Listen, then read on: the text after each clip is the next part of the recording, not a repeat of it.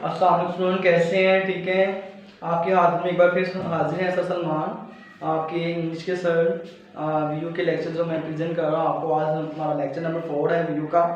जी, lecture number 4 हमारा है reading for the main idea. ठीक है, मेन आइडिया। लास्ट तो लेक्चर में भी आपको मैंने बताया था रीडिंग के हवाले से कि हमने रीडिंग कैसे करनी है, ना इतनी स्लोली करनी है ना इतनी फास्टली। हमने पैराग्राफ को बड़े आराम से उनसे अच्छे तरीके से पढ़ना है और समझना है और उसके टॉपिक को फाइंड करना है। जी, हमारा लास्ट टॉपिक का काम था। तो ये लेक्चर नंबर 4 लेक्चर नंबर 3 से रिलेट कर रहा है। ठीक है, reading for the main idea. अब मेन आइडिया के बारे में अब यहाँ पे ये है कि अगर आपको एक टॉपिक है या एक पैराग्राफ है, वो एक चीज के बारे में ज्यादा से ज्यादा मतलब बताया गया है, 3-4 पैराग्राफ में बताया गया है, आपने उसको पढ़ना, कैसे पढ़ना। ठीक है, आपके पास जब भी कोई एक टॉपिक आएगा, टॉपिक की रीडिंग आएगी, रीडिंग चाहे वो 2 पेजेस पे हो उस टॉपिक पे या 3 पेजेस पे हो, आपने उसके सारे पैराग्राफ को अच्छी तरह से पढ़ना है। ठीक है, आपने ये चीज देख के घबराना नहीं है कि ये तो बहुत ही लेंथी टॉपिक है, इसके अंदर पैराग्राफ 5-6 है, ये मेरे लिए बोर्डिंग बन देगा, इसको मैंने नहीं पढ़ना।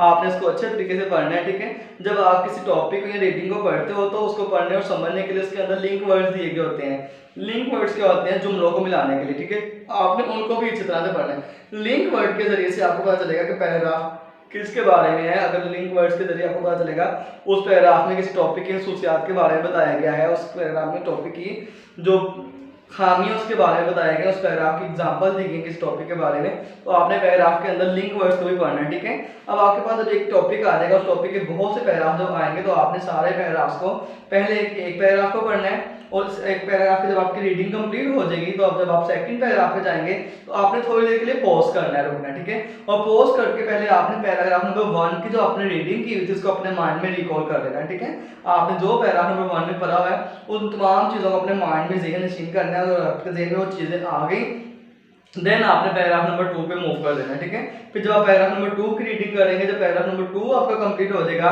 तो आपने फौरन आपने पैराग्राफ नंबर 3 पे नहीं जाना। आपने उससे पहले जो आपने जितने 2 पैराग्राफ पढ़े हैं उनकी रीडिंग्स को अपने ज़हन में लेके आना है कि पैराग्राफ नंबर 1 में क्या लिखा हुआ था, पैराग्राफ नंबर 2 में क्या बताया हुआ है। ठीक है, सेम लाइक इसी तरह जितने आपके पैराग्राफ होंगे आपने जैसे 1 बाय 1 स्टेप बाय स्टेप अपने पैराग्राफ पढ़ने हैं, तो आपने फौरन ही जो है वो अपने नेक्स्ट पैराग्राफ पे जंप नहीं करना।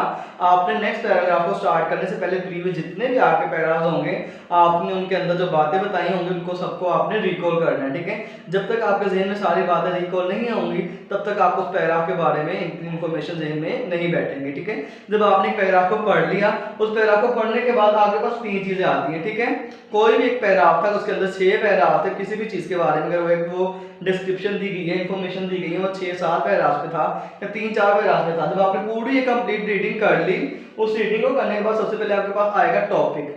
आप उस पूरी रीडिंग को करने के बाद आपको पता चल जाएगा कि फुल पैराग्राफ में किस टॉपिक पे जो है वो रीडिंग की गई है। नेक्स्ट आएगा मेन आइडिया। उस टॉपिक के अंदर जो मेन सबसे अहम बात है, जो ख्याल बयान किया गया उस चीज के बारे में, वो आपको पता चलेगा। फिर उसके बाद आएगा स्पोर्टिंग आइडिया। मीन्स यानी कि उस आइडिया, स्पोर्टिंग आइडिया से मतलब ये है कि उस पैराग्राफ के अंदर मेन जो अहम बातों के अलावा और भी कौन सी ऐसी चीजें हैं जो बयान की ये बताई गई हैं। ठीक है, अब आपकी बुक के अंदर 3-4 बल्कि 5-6 पैराग्राफ होंगे जिनको पैराग्राफ के नीचे उनको सोल्व करने के लिए उनका टॉपिक पूछने क्या होगा, मेन आइडिया, स्पोर्टिंग आइडिया पूछे होंगे। ठीक है, यहाँ पे 2 एक्टिविटीज हैं, 2 पैराग्राफ जो आपके पास पेपर्स में भी आए हुए हैं और आपको इंशाल्लाह आपके लिए बहुत हेल्पफुल भी होंगे, और इनकी प्रैक्टिस के जरिए आपको इस चैप्टर के अंदर जो पैराग्राफ हैं उनको सोल्व करने में आपको आसानी मिलेगी। ठीक है, पैराग्राफ नंबर 1 है जो हमारा, उसमें हम टॉपिक जो निकालेंगे वो कम से कम 5-6 पैराग्राफ हैं और सारे पैराग्राफ आपने 1 बाय 1 पढ़ने हैं स्टेप बाय स्टेप। और किस तरह से पढ़ने हैं वो मैंने आपको पहले बताए हैं कि वो आपने पहले एक पढ़ना है, जब आप दूसरे पे जाएंगे तो आपने पहले पैराग्राफ नंबर 1 के जो बात है अपने ज़हन में इसी तरह से लेके आनी है। इसी तरह सोन आपने पैराग्राफ पे चलते जाना है और आखिरी वाले पैराग्राफ तक आपने जंप यूं ऐसे नहीं करना, आपने पिछली बातें सारी ज़हन में बिठा के भी आगे जाना है। पहला पैराग्राफ जो है उसमें टॉपिक आएगा कंप्यूटर इज अ मशीन। ठीक है, उसका मेन आइडिया जो उस पैराग्राफ से निकलेगा मशीन के हवाले से, कंप्यूटर के हवाले से, we can make the machine do what we want it to do. उसके हवाले से ये आएगा कि हम मशीन को जो है बिल्कुल वैसा ही बनाएंगे जैसा हम इसको इस्तेमाल करना चाहते हैं। We can make the machine do what we want it to do. ठीक है, उसके बाद स्पोर्टिंग आइडिया क्या आएगा उस पैराग्राफ के हवाले से, कंप्यूटर के हवाले से, मशीन के हवाले से, machine is a capable of storing and manipulating numbers letters and character. जो एक मशीन होती है वो इस काबिल होती है कि वो अपने अंदर जो है वो अदात को, किरदार को, हिंसों को, बातों को, उसको जमा करने की, स्टोर करने की एक सलाहियत रखती है।